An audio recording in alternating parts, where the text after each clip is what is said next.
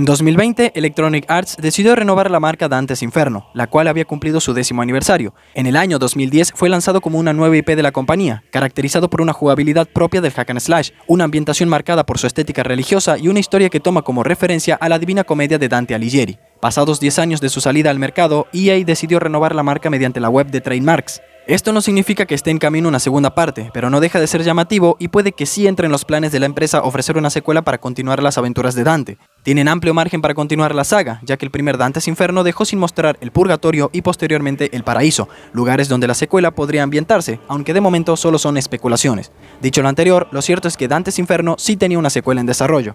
El primer juego se ambientó en el infierno. El protagonista debía abrirse paso a lo largo de todos los demoníacos aposentos de los 9 círculos infernales para recuperar el alma de su amada Beatriz, la cual le fue arrebatada por Lucifer. El juego no generó el éxito planeado, pero sí consiguió, a pesar de sus irregulares críticas, una buena base de aficionados, que a día de hoy siguen pidiendo a Electronic Arts por una secuela. En 2016 se reportó que Dante's Inferno tenía una segunda parte en desarrollo, pero que en cierto punto fue cancelada. Además de esto, también se confirmaron algunos detalles sobre el gameplay que el título ostentaría, como el estilo de juego y su ambientación. Curiosamente, Dante's Inferno estaba siendo desarrollado más como un juego de acción y aventura que como un simple hack and slash. El juego correría 30 FPS con mucha mayor fidelidad que 60, tendría un sistema de escalada similar a un Uncharted o un Assassin's Creed, y Dante básicamente iría a través de todo el purgatorio y otras partes del infierno, a la vez que enfrentaría ángeles corrompidos. A pesar de que toda esta información produjo bastante emoción en la comunidad de fanáticos, lo cierto es que la secuela de Dante's Inferno no dependía realmente de sus desarrolladores. Al menos así declaró en 2015 Zach Manbach, productor de Dead Space 2, juego que también corrió a cargo de Visceral Games, la desarrolladora de Dante's Inferno. Manbach explicó en aquel entonces que la decisión de hacer una segunda aventura para Dante no podía ser tomada por la propia desarrolladora, sino por los usuarios. Las ventas nulas de Dante's Inferno se debieron principalmente a que EA decidió estrenar su título justo antes de la salida de God of War 3. Se trataba de una IP totalmente nueva y que nadie había probado antes, contra la culminación de la venganza de Kratos, una historia que ya se venía gestando desde 2005, cuando salió el primer God of War, por lo que era más que evidente que las personas aficionadas a los hack and slash de la época, que solo podían elegir entre un juego u otro, iban a decantar por el fantasma de Esparta. Es por eso que Zack afirmó que de existir un gran número de personas dispuestas a pagar 60 o 70 dólares por una nueva entrega, entonces las chances de ver a Dante en el purgatorio aumentarían. Dicho esto, ¿cómo podría desarrollarse la trilogía de Dante's Inferno si Electronic Arts decidiera dar luz verde al proyecto? Empecemos por el hecho de que no podemos negar que el videojuego ofreció una espectacular versión de la Divina Comedia. Fue, por así decirlo, una nueva visión de la obra, presentándonos a un caballero cruzado que traiciona a su prometida y como consecuencia condena su alma a vagar por el infierno. Dante entonces debería recorrer los 9 círculos del infierno para poder salvar el alma de su amada. Aunque la historia en el juego tuvo un cierre autoconclusivo, lo cierto es que la Divina Comedia consta de 3 partes. 3 partes que EA quiso aprovechar en un principio para crear una trilogía. La primera parte ya está hecha, la del infierno. El siguiente paso sería llevar a Dante al purgatorio, y esto sería muy interesante porque en la Divina Comedia los 7 pecados capitales que encontramos en el infierno se revierten y redimen en el purgatorio. Además, el purgatorio no está custodiado por demonios, sino por ángeles redentores. Por supuesto, en el hipotético Dante's Inferno 2, esto no podría ser tan obvio, así que Electronic Arts podría tomar esta idea como referencia y retorcerla un poco, creando un purgatorio corrompido y obsceno, un purgatorio dominado por ángeles castigadores en vez de magnánimos.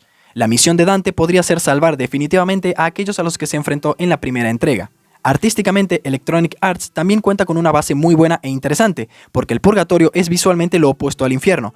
Si el infierno es un abismo, el purgatorio es una montaña. Si el infierno parte del pecado más leve y llega al más grave, en el purgatorio es al revés. Como dije, la Divina Comedia se divide en 3 partes, infierno, purgatorio y paraíso. Así que en la segunda parte experimentaríamos el purgatorio, el cual se nos revela al final del primer juego. Este se divide a la vez en 3 partes, antepurgatorio, purgatorio y paraíso terrestre, o como también lo conocerán algunos, el jardín del Edén, donde vivieron Adán y Eva. La montaña del purgatorio se divide en 7 círculos, como dije antes, relacionados directamente con los 7 pecados capitales: la soberbia, la envidia, la ira, la pereza, la avaricia, la gula y la lujuria. A la parte más baja, el antepurgatorio, llegan todos aquellos que vivieron como pecadores, pero se arrepintieron y pidieron perdón antes de morir.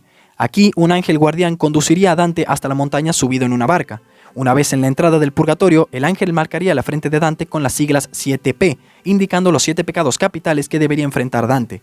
Al mismo tiempo vemos que Catón es quien cuida el antepurgatorio. Según la Divina Comedia, Catón fue un pagano a quien Dios nombró como guardián del pie de la montaña. Probablemente Catón habría servido como una especie de guía o consejero momentos antes de que Dante entrase al purgatorio. Quizás le habría advertido de lo que podría encontrar allí dentro y los desafíos que le aguardaban. Aquí comenzaría la odisea de Dante a través de todo el purgatorio.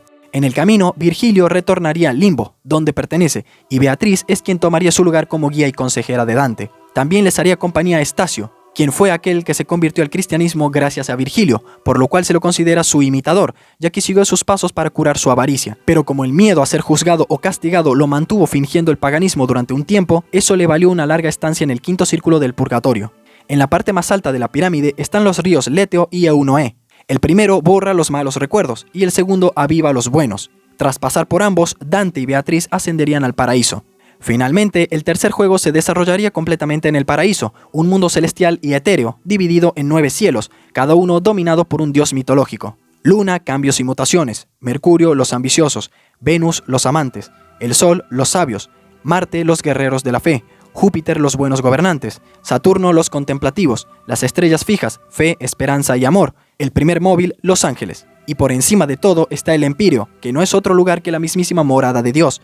En el poema de la Divina Comedia, el paraíso es el mundo de los seres bendecidos y bienaventurados, aunque reitero que para el juego esto no debería respetarse al 100%, y en su lugar debería proponer una historia de dominación de los seres celestiales, aquellos que se encuentran en lo más alto y gobiernan sobre los demás. De hecho, en el paraíso no solo habitan seres puros, sino que Alighieri aprovechó este mundo para denunciar aspectos como la ambición humana y quienes se doblegaron ante la misma, o la corrupción moral y religiosa.